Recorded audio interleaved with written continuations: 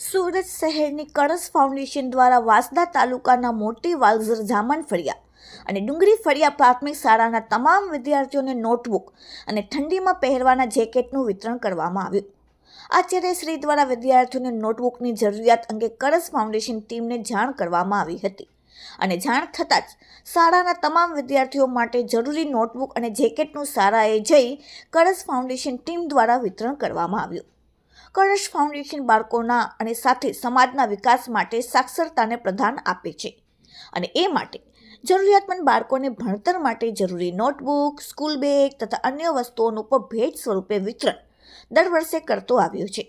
જે અંતર્ગત તારીખ 30/12/2023 ડિસેમ્બરના રોજ મોટી વાલઝર પ્રાથમિક શાળામાં કળશ ફાઉન્ડેશન ટીમના ડૉક્ટર જાગૃતિબેન દેસાઈ, મિતાબેન નાયક અને નીલમબેન નાયક દ્વારા રૂબરૂ ત્યાં જઈને ટીમ વતી જેકેટ અને નોટબુક વિતરણ કરવામાં આવ્યું તથા જરૂરિયાતમંદ લોકોને અનાજની કીટનું પણ વિતરણ કરવામાં આવ્યું અને બાળકોને આગળ ભણતરમાં ધ્યાન રાખો, માતા પિતાને પણ અપીલ કરી કે બાળકોને ભણાવો તેવું વક્તવ્ય આપ્યું.